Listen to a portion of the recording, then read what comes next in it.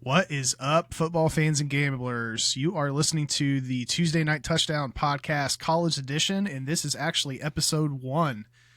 Today, we've got quite a lot to cover for you here, starting off with some preseason top 25 action. Then we're going to jump into some Heisman Watch, best games of 2023.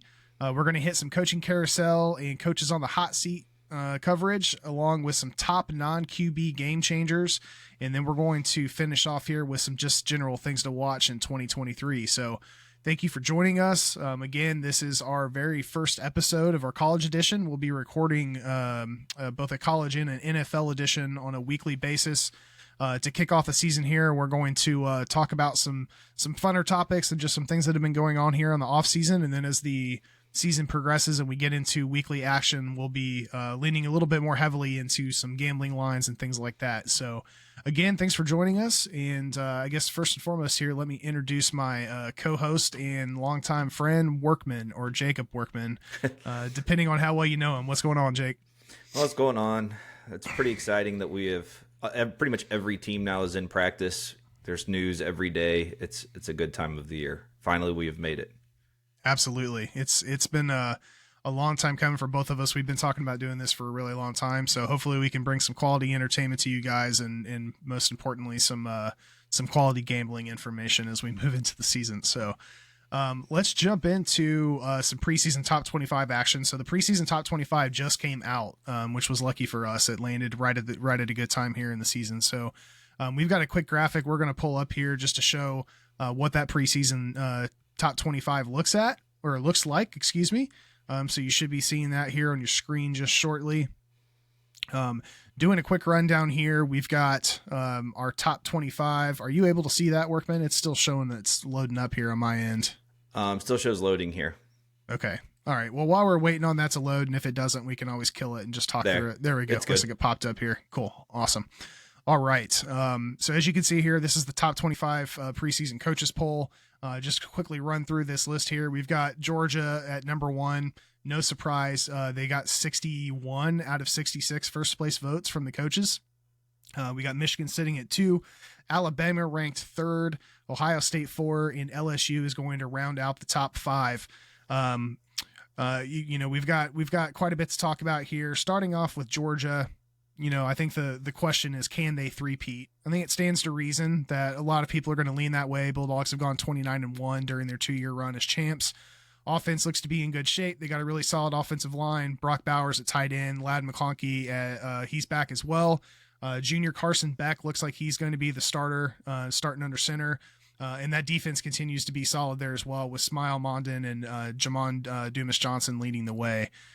So they've got Georgia sitting at number 1, and it's pretty convincing. What are your thoughts on that? Yeah, you can't doubt them. Absolutely dominant the last 2 years. Very favorable schedule this year. Honestly, I'm surprised that other teams got votes. And as you're going to get to here in a second with number 2, Michigan. Michigan did not receive any first place votes, which is very surprising to me. I mean, I don't know. We'll see how it goes as the year goes on. But to me, Michigan should be the second best team in the nation. If not first, I think they can give Georgia a great game. They bring back a ton of production. But yeah, Georgia at 1, no shock. It's a given. Yeah, for sure. And that's where things start to get a little bit more questions as you look at this 2 through 4 slot here. So they've got Michigan at 2, Bama at 3, and Ohio State at 4. Michigan sitting at 2. They're bringing back both Blake Corum and Donovan Edwards, which is their 2 primary starting running backs. That offensive line continues to stay solid. J.J. McCarthy is returning, and he'll be the QB. Defensive starters returning include their 2 really strong linebackers in Junior Colson and Michael Barrett. Just like you said, Michigan has a really, really strong team. They've won the last 2 games against Ohio State, which is worth noting because they did have a long stretch there where they really struggled to perform and come out on top on those big games. Alabama ranked 3rd. I think, I can see Ohio State being ranked 3rd here over Alabama. They've got a little bit of a QB situation they're working through. They've got Jalen Milroe, Ty Simpson, and the Notre Dame transfer Tyler Buckner are all gunning for that job right now. It'll be interesting to see also that battle in the SEC West. You've got LSU, Bama, and possibly A&M. I don't really think they're going to be in that equation, but that LSU Bama matchup in the SEC West is going to be really, really interesting to see how that all plays out. If it were up to me here, I'd probably flip flop Bama and Ohio State, put Ohio State third and Bama fourth. LSU rounding out the top five there. Again, this is a preseason coaches poll, so it is what it is. We'll get to learn this as we continue to move into the shows here, but Workman is a gigantic Noles fan, and since Ball State's my team and they're never going to be in this top 25 matchup, I tend to try to follow them a little bit, and I can see the amount of starters that are returning from Florida State. They could definitely make a stance as to why they should be in the top five, but yeah, if it were up to me right here, I'd have Georgia, Michigan, Ohio State, Alabama, and if I'm being completely honest, based on who's returning here, and I'd love to get your feedback on this, I'd put Florida State here at 5 over LSU or USC or Penn State for that matter. Yeah, it'll be interesting to see once a few more polls, once the Associated Press poll comes out. I'm interested to see. I mean, Florida State at 8, preseason polls are what they are. I mean, you put them wherever. It really, at the end of the day, this doesn't matter at all. But Florida State, the number one production returning in the nation. They're bringing back 87% of their production, which is insane. And then top that off with the transfer class they're bringing in. It's absolutely ridiculous what they're doing there. For the few years we went through with Willie Taggart, it's nice that the Noles are even on this top 25, because that's something I didn't think I would see for a while. The LSU matchup, I mean, the good thing is here in a few weeks, we're going to find out. They play week 1. So, yep. I mean, there's going to be questions will be answered very soon there. With Michigan, one thing I wanted to throw in with them, with the production returning, it's very rare to see a team that's still a top 5 team in the nation returning. They're bringing back 81% of their production from last year, which is huge. Michigan, I'm not a big Michigan fan whatsoever, but they really stand out to me this year. Bama, whatever. We'll see once we figure out what quarterback play is going to look like. Kind of same with Ohio State. We got quarterback questions there. LSU does at least have Jaden Daniels back. I mean, we're going to see him. And LSU, speaking of portal teams, they brought tons of people in the portal. It's tough to deny what they did. USC bringing back Caleb Williams, Heisman winner. They're still a good team. The Pac-12 is, though it's dying, it's going to go out with a bang. I mean, the Pac-12 is very good this year. My main flip that I would put in here is Washington at 11 is surprising to me. To me, they're 6 is the minimum they should be. I think they're a top 6 team in the nation. Yeah, I definitely see them above Clemson for sure. Tennessee as well. The rest of those teams, again, like you said, it's a preseason poll, so things are obviously going to shuffle a bit. That first matchup on September 3rd of LSU and Florida State is going to tell us a lot. And listen, I understand why LSU's where they're at. Brian Kelly had a tremendous first year. He got a win against Bama. He took the SEC West title. He got a Citrus Bowl victory. Jaden Daniels returning as the lead in the offense. It sounds like they're going to have a better offensive line than they had last year. So that's good. They've got a solid run backing core. Their question mark here, I think, is the defense, which struggled a little bit last year against some of the tougher opponents. But to your point, they brought in a lot of transfers. So, LSU is definitely going to be up there. It's going to be an interesting college football season, especially with these top teams, top 10 teams here. I did want to note, as we move into our next topics, one team that didn't make the top 25 that received the most votes outside of the 25 was Iowa. They could see a decent change there. Cade McNamara transferred from Michigan to go to Iowa. So that's just something I wanted to point out there. I do love seeing that Tulane Wave logo down there at the bottom at 23. That's always awesome to see a smaller team like that ranked where they're at. Wisconsin sitting at 21. They got Luke Fickell now as the head coach, so it'll be interesting to see what they do. But yeah, overall, again, I think this is a relatively solid poll considering it's coming from the coaches poll. We'll see how things play out. But yeah, we're less than a month away from getting things kicked off, and we're doing it with a bang with the Florida State LSU matchup. Where's that game being played? It's in Orlando, right? Yeah, it's at Camping World Stadium in Orlando. Okay. Very cool. Very cool. All right. Well, let's keep it moving here. Next thing we've got on the list is a Heisman watch. So, from an odds standpoint, I think it's very obvious here who the number one guy is going to be. It's going to be Caleb Williams, coming off a Heisman season last year.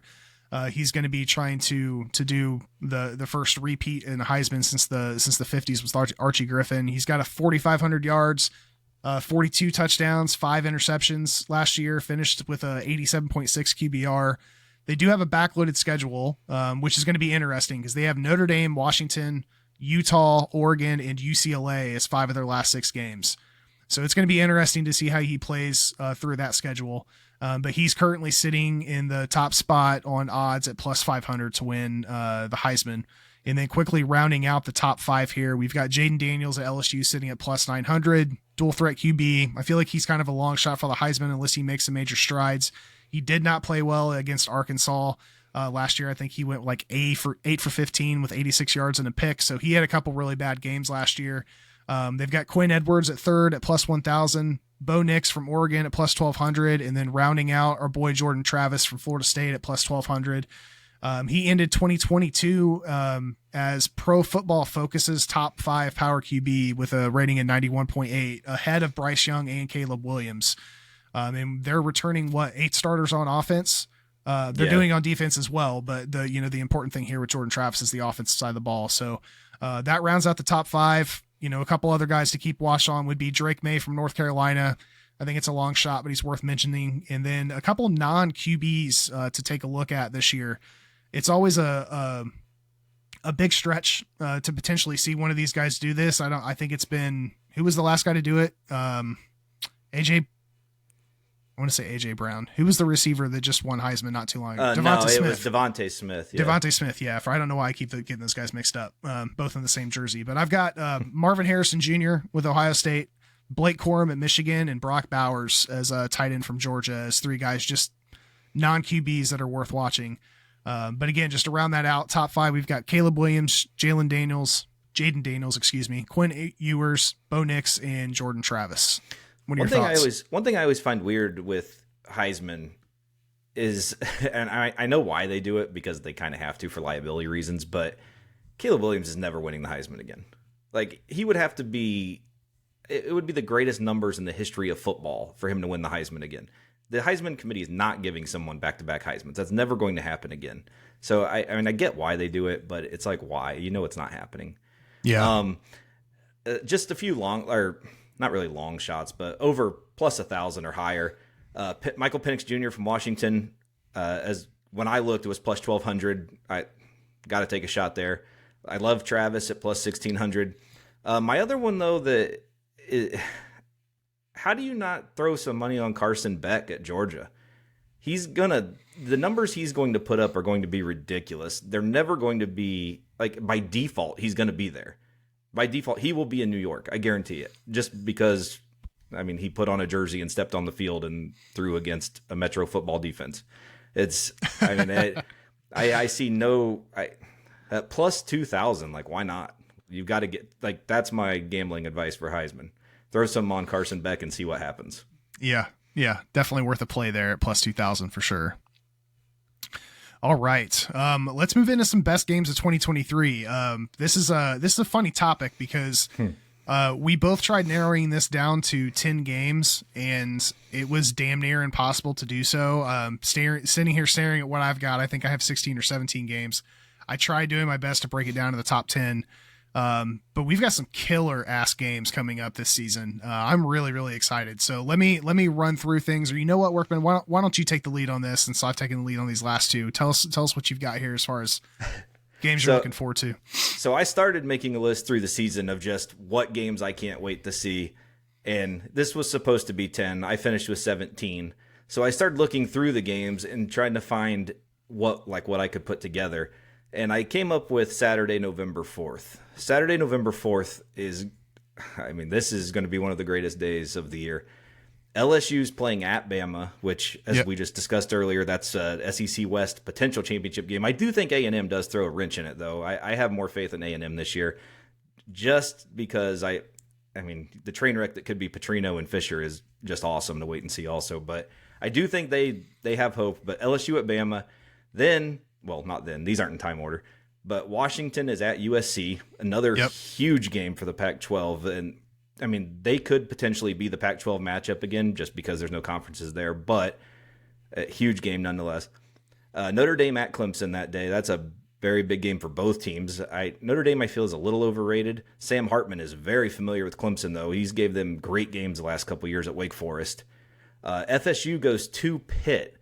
That's Florida State in a cold weather climate in November, which I feel like if there is a slip up later in their schedule, it might be here. And I mean, I don't want to say that, but it's possible. This one I'm throwing in just kind of a homer pick for me. Boise State is at Fresno State that day, which that game has decided the home field. The Mountain West actually plays in the stadiums for the conference championship. So winner of that game more than likely hosting the other in the conference championship game.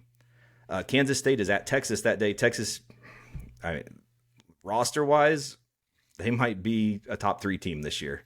Now, are they going to perform? But it's Texas. We'll see. Exactly. And I am very big on Kansas State. They are actually one of my sleeper teams this year. I absolutely love that team. I feel like, it's not too much of a sleeper. They did win the conference last year, but great team. TCU kind of overshadowed them. Oklahoma State, Bedlam for the last time ever, maybe. Which is crazy to think about. I know. It doesn't sound like that Gundy's too willing to keep that going. And then the one last game I had that day, Texas A&M is at Ole Miss. So you're getting Fisher and Lane Kiffin, another air-it-out battle. And, that to me, that's the day of the year for college football. Yes, I need to tell my wife after this show that I will not be available on November 4th because I'm going to be at Workman's on the 4 screens behind you right now watching all those games. That's a hell of a day. I didn't go based on specific dates, but just to do a quick rundown here, my top 10 games for this year, I've got Florida State at LSU kicking off the season September 3rd in Orlando. Texas at Alabama, I think is going to be a hell of a game. That comes up in September 9th. Ohio State at Notre Dame, September 23rd. At the same day is also Florida State at Clemson, which is going to be a really good game.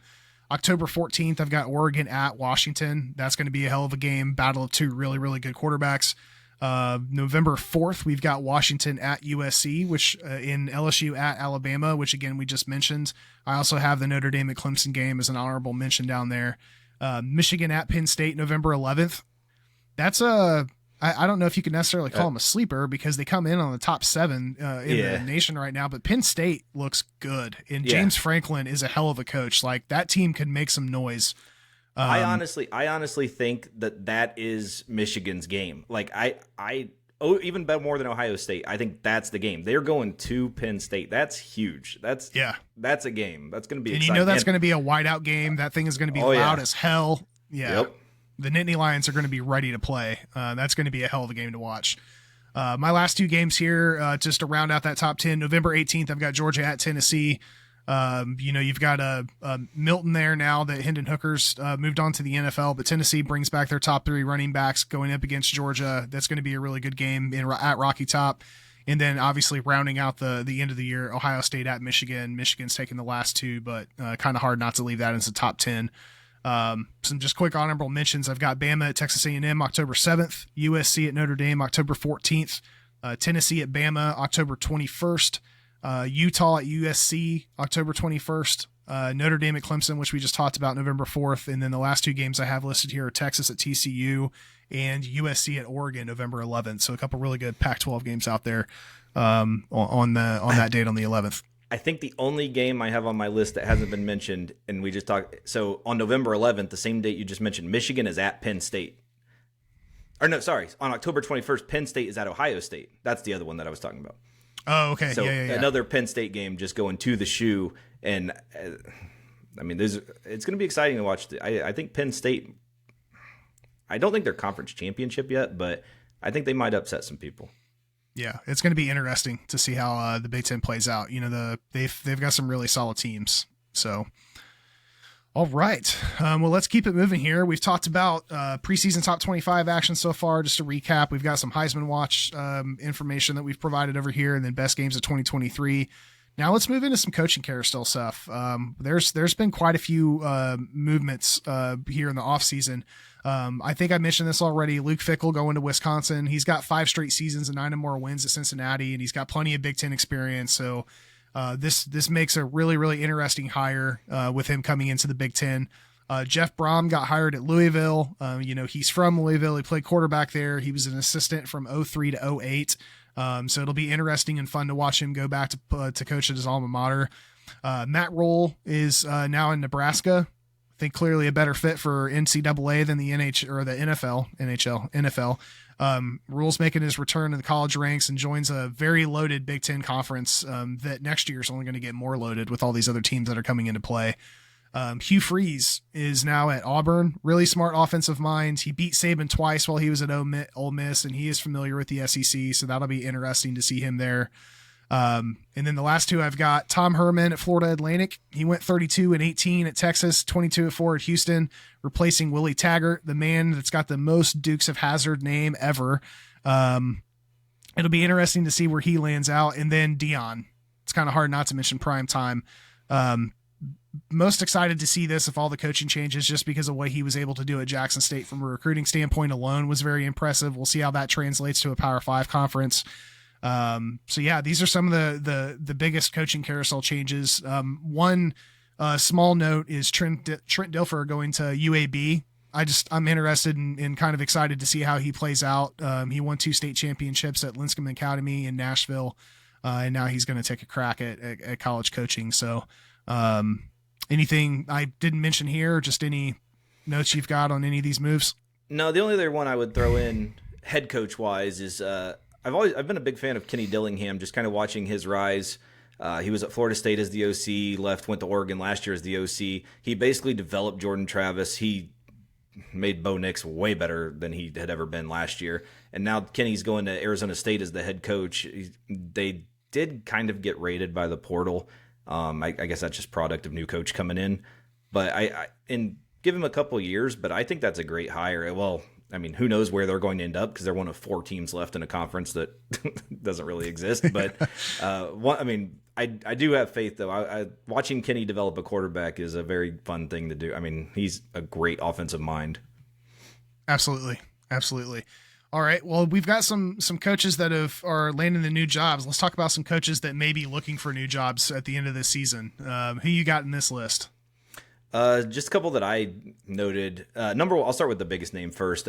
Jimbo Fisher's got to be on the list. Jimbo, yeah. $85 billion he's owed, but if he doesn't produce, that school's not putting up with that much longer. No. I think he is the highest name anyway that could be out. After that, IU, Indiana, Tom Allen, just he's a great coach in my mind, and a great motivator, but they just aren't performing. Neil Brown, West Virginia, he's been a disaster. I'm honestly surprised they didn't can him last year. Dino Babers at Syracuse, another coach that he has runs of great success, but I don't think, again, they're going to put up with it much longer. If it's a 6-win season or less, I don't think he's going to survive. And then as our podcast team special, Ball State, Coach Mike New, I think we've got one last run for him here. I do know that they lost their best player to UCLA in a transfer, so it'll be kind of interesting to see how they go there, and the MAC is still decently tough, but I think this is his last year also with a chance. Gotcha, yeah. I almost put New on this list, but I hesitated just because with him being a Ball State product, I feel like they may continue to give him a little bit of a long leash, but we'll see what happens. I do have Neil Brown on my list. Losing record 3 the last 4 years he's been at West Virginia. He's had a losing record the past 2 years, which is a first in the program since 1979 or something like that. The school does have a new athletic director that's given him a chance, but I think it's a very, very short leash. So if he doesn't turn it around this year, he's definitely out. I also have Jimbo Fisher here. Almost made the playoff back in 2020, but he's 15-17 in the SEC play in the other 4 seasons as a head coach. They only averaged 23 points a game last year. He's bringing in Bobby Petrino, like you mentioned earlier, to call plays, but we can definitely see that becoming a firework on the sidelines. So if that doesn't work, his time's probably coming to an end at A&M. 2 names that you did not mention that I have here: Danny Gonzalez at New Mexico. He's 7-24 since 2020, 3-20 in Mountain West play, and they finished awful, dead last in the nation in offense last year at 228 yards a game.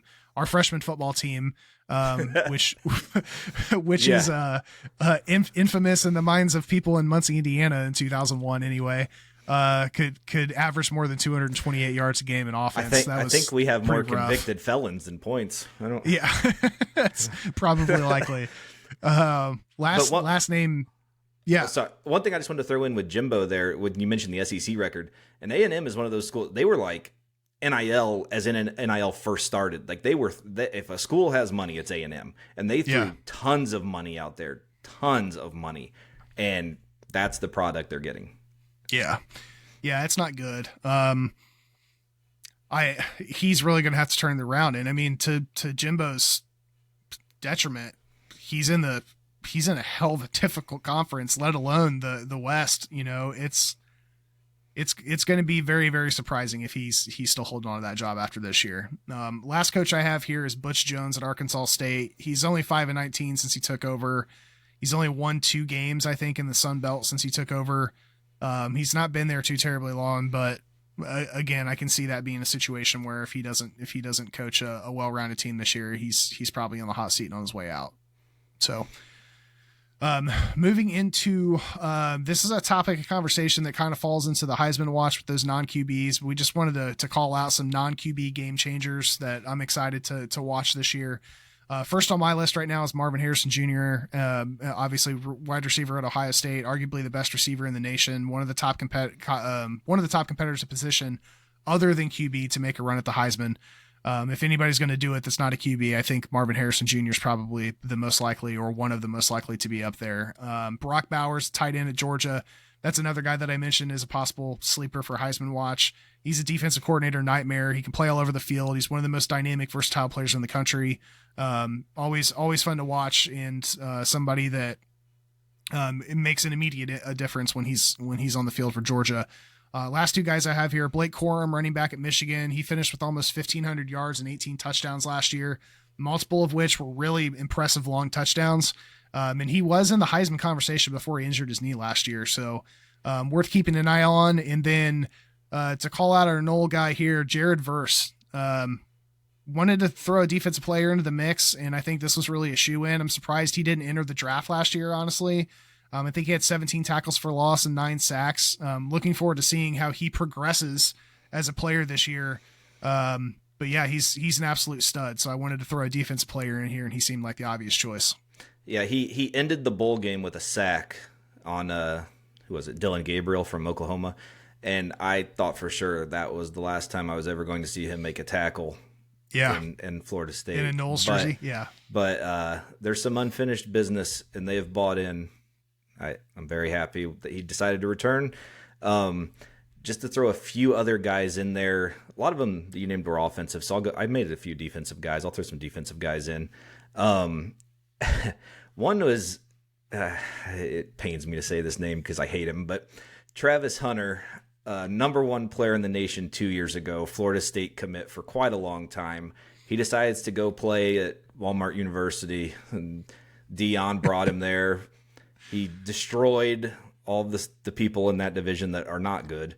So it'll be fun to see him actually go to in the Pac-12, there's going to be tests. He's going to play both ways. He's going to play corner. He's going to play receiver. That's what he was going to do at Florida State also. They say he's great, so we're going to find out very quickly because there's some talent there.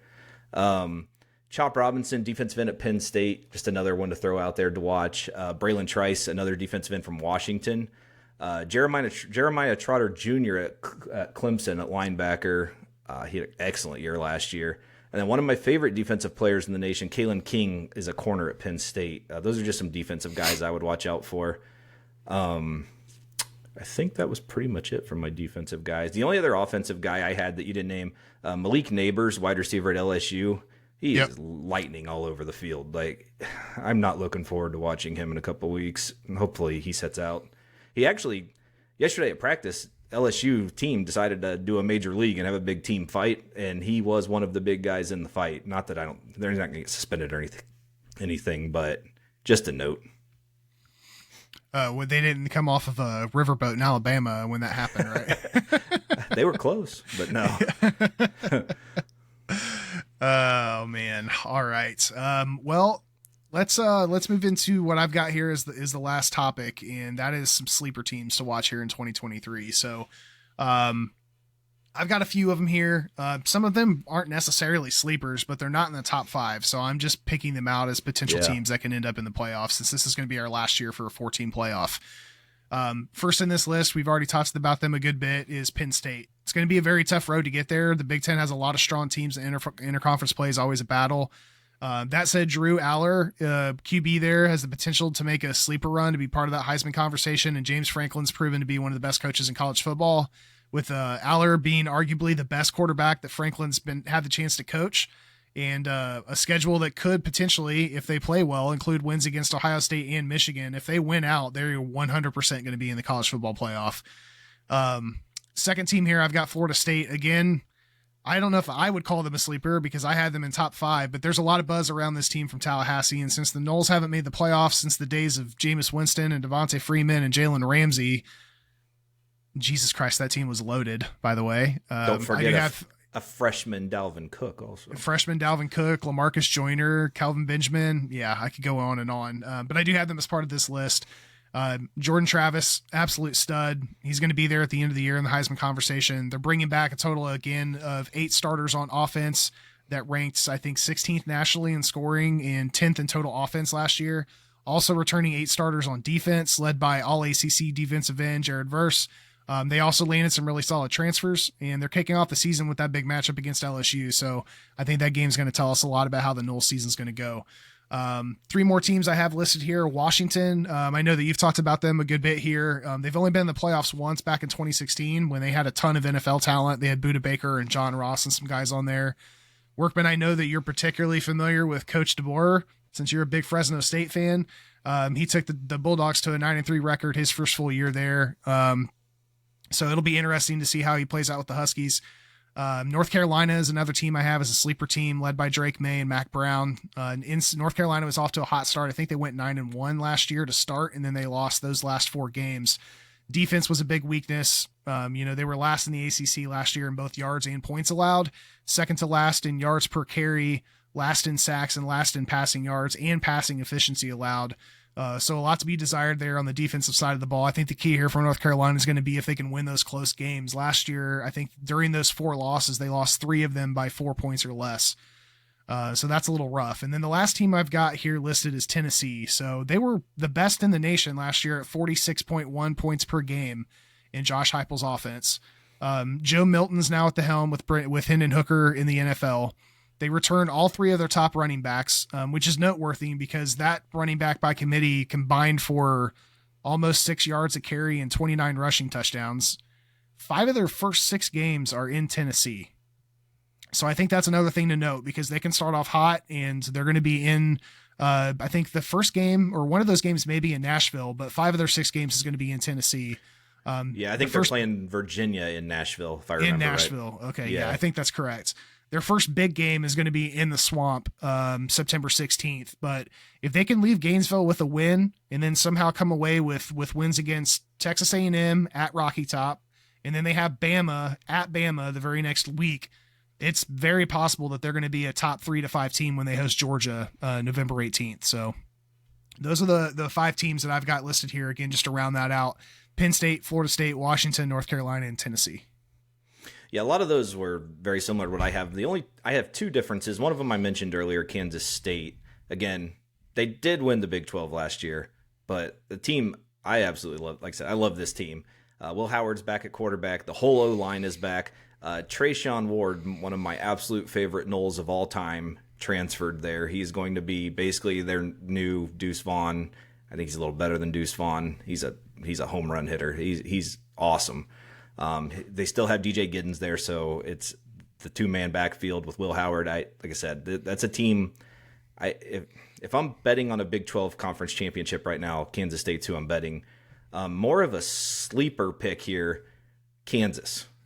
3 years ago, they were my absolute favorite team in America to bet against. They were.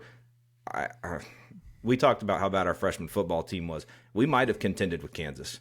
They were horrendous. Brought in a new coach, Lance Leopold. Since he's been there, Jalen Daniels at quarterback has absolutely lit it up. fun team to watch. And they are the number 2 in production returning. I think it's like 85%. I think Florida State was 87. They're 85%. So just right below Florida State, bringing everyone back. I think they can win the Big 12? No. But as a sleeper team that can make some noise, Kansas is probably one of my favorites. Right on. Yeah, I can see them being a potential sleeper team out there in the Big 12 for sure. So, all right. That's it. I think we've got everything wrapped up here for our first episode. Just to give you guys kind of an insight on what's coming up on our next show, we're going to be talking Power 5 picks plus MAC. So I guess we should go ahead and introduce this. Workman and I are both from Muncie, Indiana, and have an affinity for the Ball State Mighty Cardinals.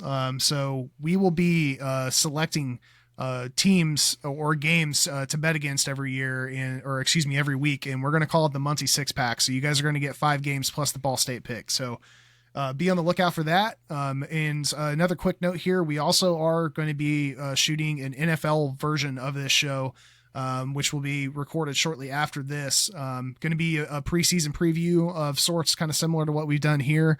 And then we'll go into AFC win totals and division picks next week for the NFL. And then again, just like we are doing with the top 25 teams here in college, we'll be picking our betting lines and our winners every week for the NFL all the way through the season. So thanks for listening, and hope you guys enjoy the content here. And if you do like what you hear, please like, subscribe, and share with everybody that that likes to bet or just likes to watch football.